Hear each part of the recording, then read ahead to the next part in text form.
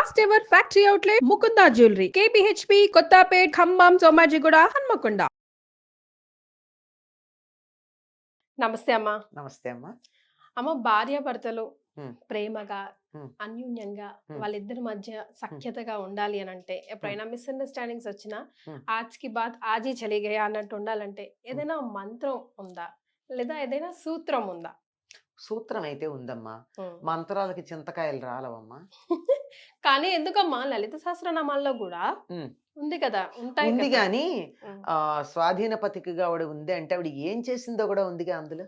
మరి ఆవిడ ఏం చేస్తే ఆయన లోబడ్డాడో అర్థమైంది కదా. హ్మ్. దేనికైనా కాకపోయినా లోబడడానికి కొన్ని వీక్ పాయింట్స్ ఉంటాయి. హ్మ్. అలాంటి వీక్ పాయింట్స్ దగ్గర మనం జాగ్రత్త పడితే హ్మ్. లోబడిపోవడం జరుగుతుంది. అంతేగాని నేనిట్లా నేనింతే అని బిగసు కూర్చుంటే అవదమ్మా.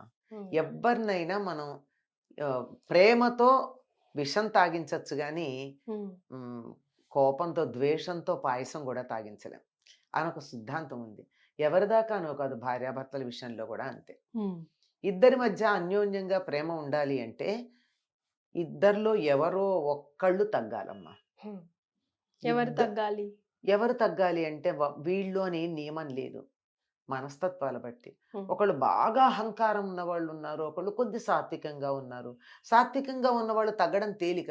హ్యాపీగా నడిచిపోతుంది. హ్మ్. అహంకారంగా ఉన్నవాళ్ళని తగ్గాలి అని ఎదురు చూస్తూ ఉంటే వీళ్ళేమో, ఈ సాత్వికంగా ఉన్నవాళ్ళేమో గట్టిగా ఉండలేరు. వాళ్ళు తగ్గితే ఇంకా సంసారం ఏమిటి? కరెక్ట్. అంచేత ఏదో ఒకటి ఎక్కడో అక్కడ వీళ్ళు వాళ్ళు కూడా సర్దుకోవాలి. ఈ అహంకారంగా ఉన్న వాళ్ళ దగ్గర వీళ్ళు రెండో వాళ్ళు కొంచెం తగ్గారనుకో. ఎందుకంటే ఈ అహంకారం ఆడవాళ్ళల్లో కూడా ఉండొచ్చు. మగ, ఆడ అని చెప్పట్లా నేను. మరి. కొంతమంది ఆడవాళ్ళు అహంకారంగా ఉంటే మగవాళ్ళే తగ్గుండేవాళ్ళు మనకు కొన్ని కుటుంబాలు కనపడుతున్నాయి, యెస్. సంసారాలు. యెస్. ఈ బాగా అహంకారంగా ఉన్నవాళ్ళు యువతల వాళ్ళు తగ్గి ఉంటే కొన్ని సందర్భాల్లో అనుకుంటారు, ఎప్పుడు వాళ్ళే కదా, నా మాటే వింటున్నారు కదా, పోన్లే వాళ్ళ మాట కూడా ఇప్పుడు నా విందామన్న భావన కలుగుతుంది. హ్మ్. లేదా వీళ్ళే చెప్పొచ్చు, ఎప్పుడు నీ మాటే చెల్లుతోంది కదా, ఈ ఒక్కసారికి నా మాట అన్నప్పుడు ఒకసారి కాకపోతే ఒకసారి కన్సల్టేషన్ ఉంటుంది. కనుక అసలు ప్రేమ అన్నది ఉన్న చోట నిజంగా ప్రేమ గనక ఉన్నట్టయితే నువ్వా నేనా అన్న అహంకారం ఉండదమ్మా. కరెక్టే అమ్మా. హీరో 'సూర్య' గారిది ఒక ఇంటర్వ్యూ చిన్నది బిట్ వైరల్ అవుతూ ఉందమ్మా. హుహు. మీతో అది షేర్ చేసుకుంటా. అవసరమైతే చూపిస్తాను గూడా మీకు ఆ వీడియో. హ్మ్. హ్మ్. తన లైక్ వెరీ సూపర్ స్టార్ ఆయన ఆ! తమిళ్ ఇండస్ట్రీలో. ఆ! బహుశా మీకు పేరు చెప్పగానే గుర్తొచ్చుండుంటారు. ఇఫ్ నాట్ ఆల్సో చూడగానే మీరు గుర్తుపడతారు. అవును. అంత పెద్ద హీరో, లైక్ ఇప్పుడు తమిళ్ ఇండస్ట్రీలో హీస్ స్టిల్ డూయింగ్ మూవీస్. హ్మ్. కానీ ఇప్పుడు తన వైఫ్ జ్యోతిక హ్మ్. తను వెబ్ సీరీస్‌లు చేస్తుందని చెప్పి హ్మ్. He shifted to Bombay. హ్మ్. అయితే ఒక ఇంటర్వ్యూలో తను అడుగుతుంది, "అదేంటి ఇంత టాప్ హీరో గదా మీరు!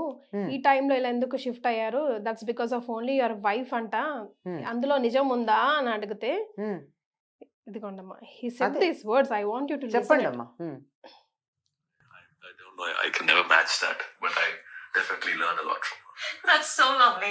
Is it true? I read this online that you moved to Mumbai because she was working in a web series, See, which I think is just amazing, by the way, if it's true. at the age of 18, 19, she shifted to Chennai, and almost another 27 years. It was only 18 years in Mumbai and almost 27 years in Chennai. And she was with me, with my family, and she gave up her career and her friends, or whatever a man needs, a woman also needs that. Thank you. She needs those vacations, she needs those friends, she needs her financial independence, she needs respect, she needs her gym time, she needs her fitness, whatnot, whatever we crave for. I think they equally need it. And why take away her time from her parents and her lifestyle and what she loves to do? And when are we going to do that change? Why it's always me, me, myself is what the thought was. And I'm happy to see that growth in her as an actor also here. I would only wish and hope more beautiful films and more beautiful writings happen for her. See. Yes, that is called love. ఒకళ్ళ కోసం ఒకళ్ళు ఒకళ్ళ గురించి ఆలోచించి, పోనీ ఇంకా ఇంగ్లీష్లో ఇంకా చెప్పాలంటే కన్సర్న్ అంటారు. Concern. అవతల వాళ్ళ గురించి తప్పించడం కూడా కాదు, అవతల వాళ్ళ గురించి పట్టించుకోవడం, వాళ్ళ గురించి ఆలోచించటం అన్నది అది ప్రేమ. After 30 years of marriage, at least he realized అసలు. రియలైజ్డ్ కాదు, he realized, he loves her and she loves him. Yes. ఆవిడ కూడా అతనితో ఇవన్నీ వదిలేసి ఉన్నంత కాలం నా కెరీర్ వదులుకున్నానని అనుకోలేదు ఆవిడ. అనుకోకుండా దానికన్నా తనకి సూర్యతో ఉండడం ఇష్టం అన్న ఉద్దేశంతో ఆవిడ ఉంది. ఇప్పుడు ఏదో అవకాశం వచ్చి చేస్తుంటే ఇన్నాళ్ళకి తన వెనకది గుర్తొచ్చింది కదా! Let let her be happy అని అనిపించింది. అదమ్మా నిజమైనటువంటి ప్రేమ అంటే. అంతేగాని ఎవరు ఈ మంత్రాలతో వస్తుందా ఇది? ఈ మాట మనం చెప్పుకుంటాం గూడా. హ్మ్. సత్యభామ అడుగుతుంది ద్రౌపదిని. నీ 5గురు భర్తల్ని అలా మాట వినేటట్లా చేసుకున్నావు. మంత్రం వేశావా? మందు పెట్టావా? అంటే హ్మ్. ద్రౌపదికి ఎంత కోపం వస్తుందో. మరి. నువ్వు మాట్లాడాల్సిన మాట జగన్నాథుడి భార్య ఇలా మాట్లాడకూడదు.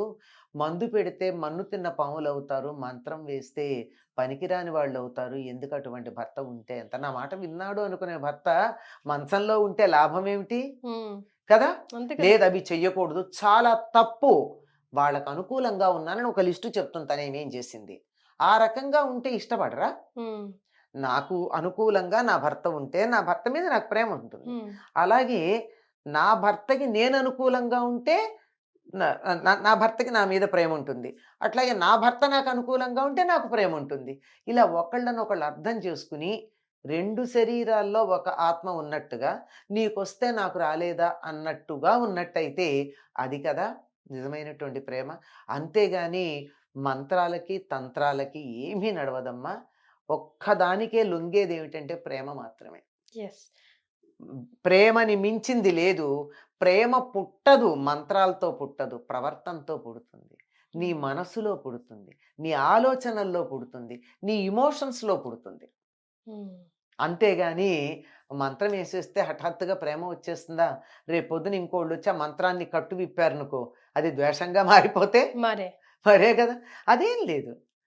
ప్రేమిస్తూ ఉండండి. అందుకే మీరు గమనించినట్టయితే పూర్వకాలం వాళ్ళు కొంచెం మేల్ చావనిజం ఎక్కువ ఉంటూ ఉండేది.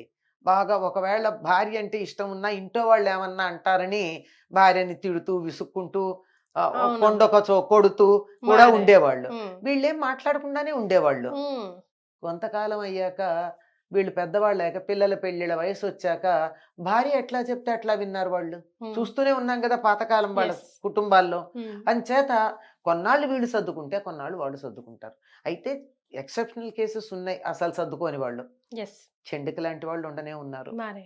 ఉన్నారు గానీ నిజానికి ఉండవలసిందేమిటంటే ఒకళ్ళని ఒకళ్ళు ఇష్టపడడం. ఇష్టపడడం అంటే ఏమిటో తెలుసా అమ్మా?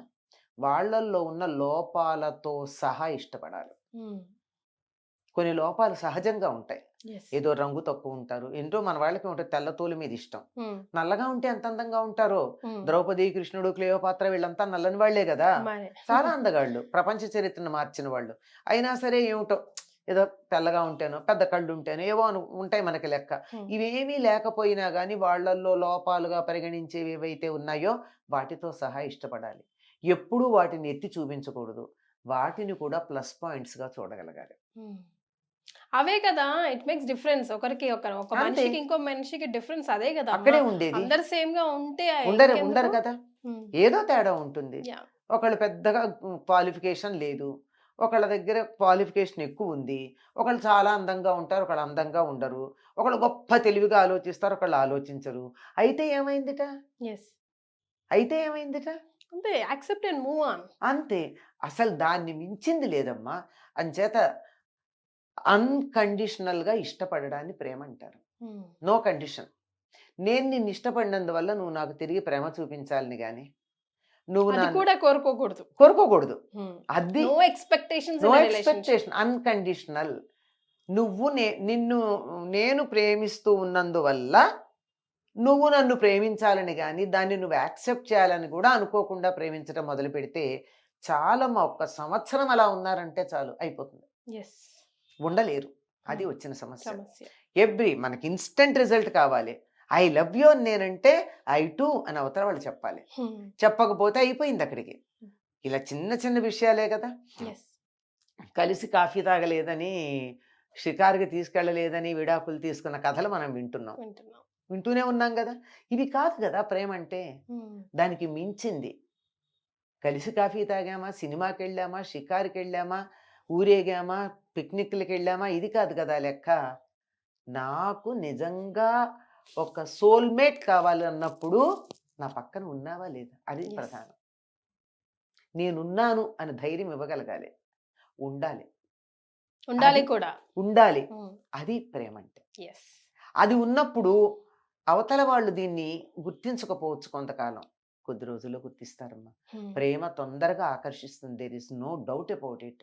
ప్రేమని మించిన శక్తివంతమైనటువంటిది మరొక్కటి లేనే లేదు. కాకపోతే మనం అంత గట్టిగా ప్రేమించం గనక మనకి ఫలితాలు బాగా రావు. అది. అంతే. థింక్ అంతే. మనమంతా కూడా మతలబి. అంతేనమ్మా. అంతేనమ్మా. Business give and take. అదే. నువ్వేమిస్తావు నేనిస్తా. అదే. నేనే ఇస్తుండాలా నువ్వేమి ఇవ్వవా? ఇది ఇంకా నడుస్తూనే అది ఉంటది. ఇది ఎప్పుడైతే ఉండదో అప్పుడు ప్రేమ ఉంటుంది. లాభ నష్టాలు బేరీజు వేసుకోకుండా ఎవరేం చేస్తున్నారన్నది లెక్కేయకుండా లెక్కలు అవేమి దస్తావేజులు ఏవో చెప్తూ ఉంటాడే అవి కాకుండా ఇది ఇంతే, నేను నిన్ను ఇష్టపడుతున్నా అంతే అంతే. అన్నట్టు గనక ఉండగలిగినట్టయితే అన్- ఎట్లాంటి పాషాణమైనా కరుగుతుందమ్మా. Yes. But it needs time. It takes time. It depends. నీ Depends. తీవ్రతని బట్టి అది ఎంతకాలం అన్నది ఉంటుంది. కానీ అంత తీవ్రంగా మనం ప్రేమించటం చేతనవునా అన్నది ఆలోచించాలి. కొంచెం కష్టం. Yes. Right, Ma. Thank you so నమస్తే much. అమ్మా.